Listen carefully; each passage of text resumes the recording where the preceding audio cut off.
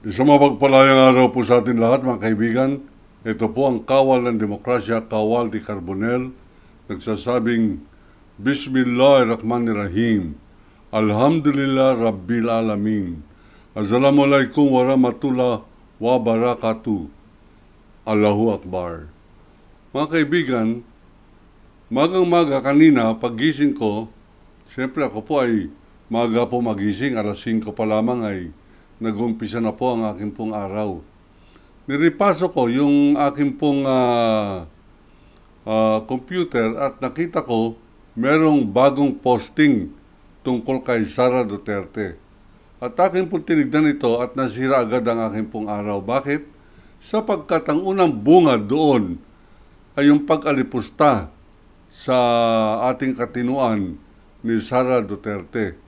Akalain po ninyo, nagmumura sa kanyang blog habang minumura niya Presidente ng Republika ng Pilipinas, ang asawa nito na First Lady at ang Speaker of the House na kanyang inakusahan na naglulustay ng salapi ng sambayanang Pilipino, mga kaibigan.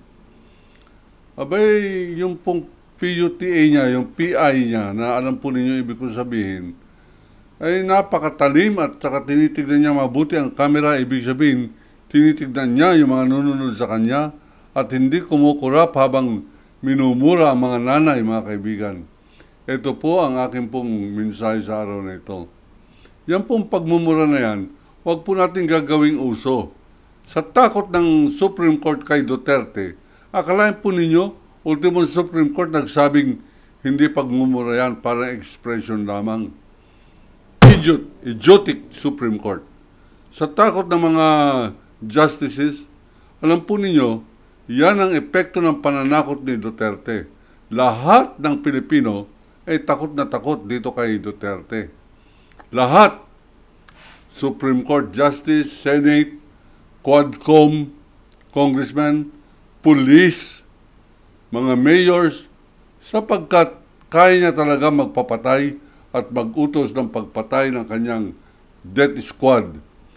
Ako po sumusumpa na nabasa ko sa Inquirer nung sinabi niyang ang ibig sabihin ng DDS ay hindi Davao Death Squad. Sabi niya, siya nagsabi, Duterte Death Squad.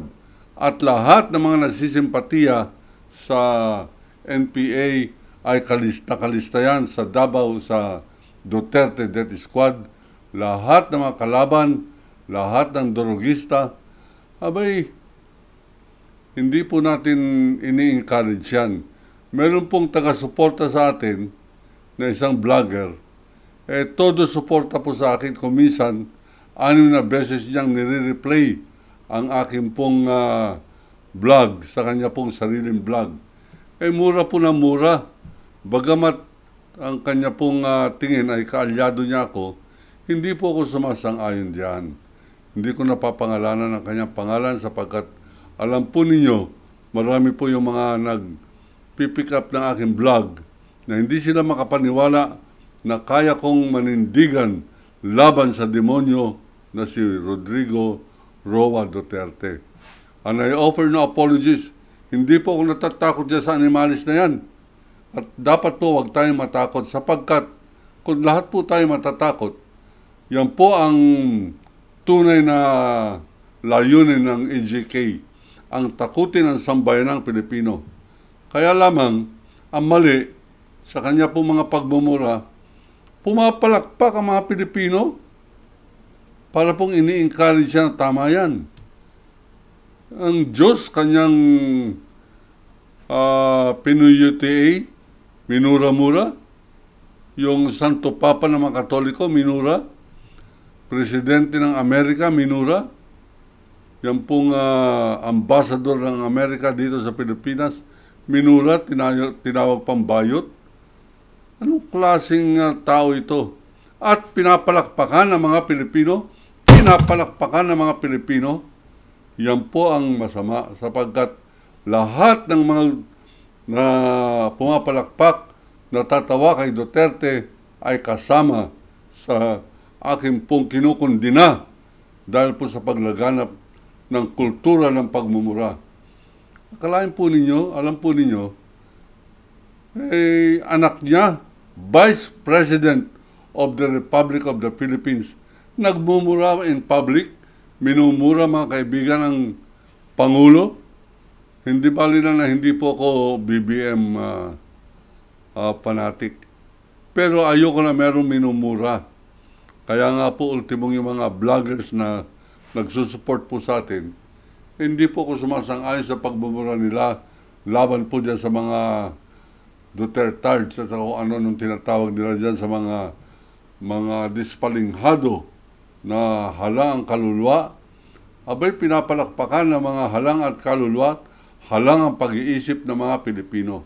Lahat ng Pilipino na pumapalakpak kay Duterte ay sira ulo, sira ang values, sira ang kultura. Akin pong pinaninindigan yan. Alam po ninyo, yung pagmumura, yung pagtawag na sa ating ina na PUTA, ay wala na pong kapantayan na kasamaan. Ultimo si Rodrigo Roa Duterte, yan po yung kanyang nanay ay nakilala ko yan. Nung ako po ini-import nila mula po sa Parliament of the Street na Maynila, inimbita po tayo sa Davao. Nung dating alkalde dyan, ang pangalan ay Luis Santos. Si Luis Santos, mga kaibigan, ay isang popular na taga Nueva Ecija, nag-migrate doon po sa Davao City. At siya po yung nag-umpisa nung pagtugis ng mga kriminal, pupuntahan niya, kakausapin, sasabihin niya, umalis na kayo sa syudad ko. Sapagkat pag dito kayo mang-hold up, dito kayo gagawa ng gulo, papatayin ko kayo. Ito si Duterte, hindi na po kinakausap. Pag sinabi niya doon sa patsyon ka na, patsyon na yan. Ay patay agad. Kahit na kumakanta lang ng My Way, pag nadisintunado, pinapatay na mga kaibigan. Hindi po biro yan. Yan po ay personal kong nakita na pag-alaman at marami po tayo na interview hanggang General Santos City na yan po ay nakakasuklam na patakaran. Kakanta ka sa video, okay? Porque disintunado ka. Abay, babalilin ka na pag yan ang kinanta mo. Bakit? Sapagkat total power ang Davao Death Squad. Ngayon, dahil po dyan, 30,000 na mga Pilipinos na patay.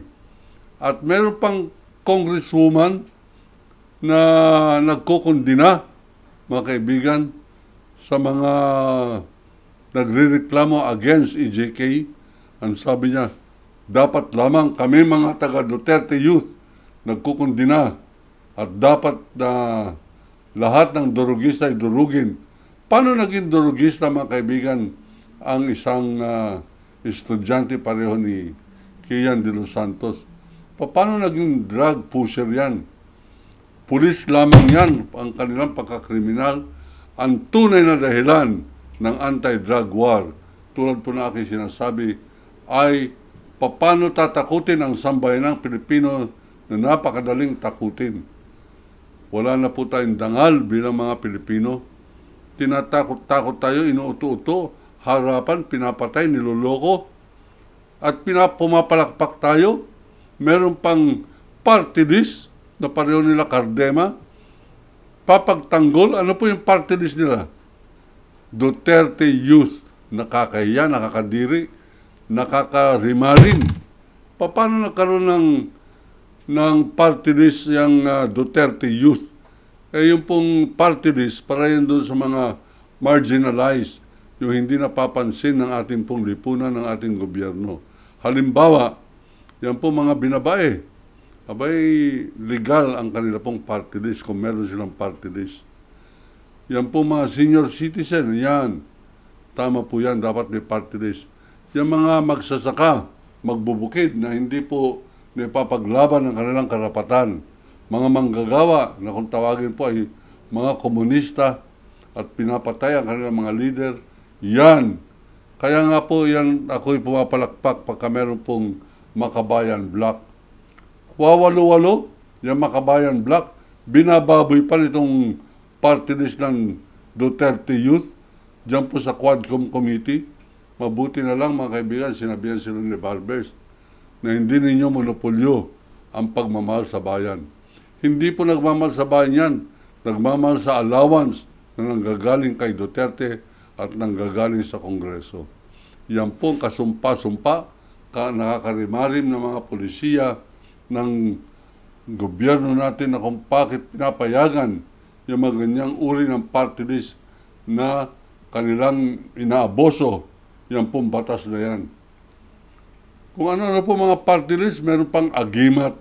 Merong si ako ay si ako nga. Ako ay si Bicol, Bicolano ako. Anak Mindanao, kung ano-ano. Abay, hindi po yan ang espiritu ng party list. Ganun pa man, kaya atin pong tinitingnan dito ay yung pagka-idiotic ng Duterte Youth Party List. Kaya kung maaari lamang na kayo po'y makinig sa akin, wag ninyong iboboto na yan. Party list na yan. Katarantaduhan yan, kabubuhan. Yan pong pagboto ng Duterte Youth. Paano nag-i-api ang Duterte Youth? Kaya pinakita nga sa inyo kung paano magmalabis sa Quadcom pa.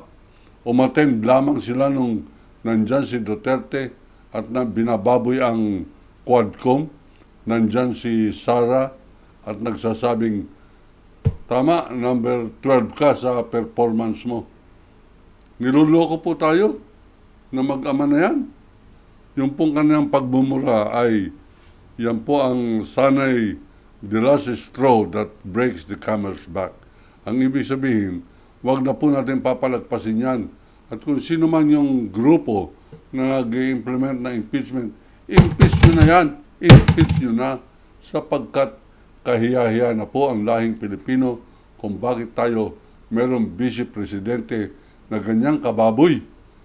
Babae pa naman, kaya hindi ko po ugali na mang-away ng mga babae, lalo tigit sa publiko. Pero hindi po maiiwasan sapagkat pareho po ni Gloria Macapagal Arroyo, abay babae nga pero sandamakmak ang kanyang ginawang pagnanakaw sa gobyerno. Eto, ganyan na naman. Kababaeng tao magnanakaw sa gobyerno, ang pangalan, Sara Duterte. Hindi po tayo matatakot na mga yan. Maninindigan po tayo. At habang tayo po ay mayroon pang lakas para manindigan at magbuo, mag-convene ng mga grupo upang suportahan ang impeachment laban po kay Sara Duterte, gagawin po natin yan. Magsusuporta po tayo. At tayo po ay mangangalap ng mga signature sa isang petisyon in support of the impeachment of Sara Duterte from the Vice Presidency of this otherwise democratic and sovereign Philippines. Tayo po ay muli, inuulit natin, dapat ikondina natin lahat ng pagmumura sa ating pong gobyerno at sa ating pong lipunan.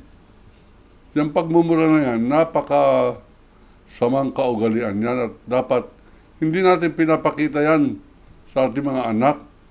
Hindi po dapat pinapakita yan ng mga government official at hindi dapat pinapalakpakan.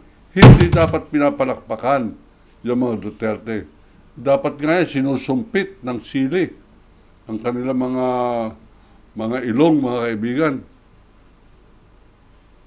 At sapagkat sobra-sobra ang kababuyan nitong Duterte family na ito, anti-drug, peke. Hindi lang peke, kundi ayan pong anti-drug nila yan ay panluloko sapagkat hindi siya nagalit. Sinabi niyang pinagtanggol niya sa Quadcom si Michael Yang. Si Michael Yang na nahuli sa Davao na may-ari ng pinakamalaking drug laboratory ni Colonel Asierto. Kung galit siya sa drug, bakit siya kaya Asierto galit? Yun ang huli ng droga, yun ang kanyang kinagagalitan, yun ang huli ng droga sa Bureau of Customs, yun ang nakakulong ngayon at may demanda, itong si Jimmy Goban, intelligence officer ng Bureau of Customs, sabay. Hindi po yan galit. Galit siya sa droga ng kakompetensya. Michael Yang, inamin niya. Ginawa niya na ngang cabinet member under his presidency, pinagtanggol pa sa loob ng Quad Committee at sinabi niyang, yan, paano naging drug lord yan? Incheck yan, sabi niya. At yan, may-ari ng malaking tindahan. At kami, na mga politiko, harapan, sinabi niya sa camera, pag lumapit sa amin, ano yan, pera yan, at boto yan. Magtapatan tayo, sabi ni Duterte. Mga politiko kailangan ng pera. Lumapit sa akin yan. Kailangan ko ng pera. Mga kaibigan, yung ganitong mga pangusap ni Duterte, pinatawad natin nung siya'y Pangulo sapagkat laki ng takot ng lahat ng Pilipino kay Duterte. Takot ang mga general, takot ang pulis, takot ang Supreme Court, takot ang Kongreso, takot ang Senado. Pero ngayon, hindi na siya presidente, binababoy pa tayo at takot pa tayo. Ang may depresya na ay Pilipino. Ang may depresya yung pumapalakpak hanggang ngayon at humahanga sa isang hangal, kasuklam-suklam na karirimarim na tao ng impyerno ng pangalan, Rodrigo Roa Duwag Duterte. Ako po ang kawal ng demokrasya, Waldy Carbonell, nagsasabing, iniibig ko ang Pilipinas. Allahu Akbar.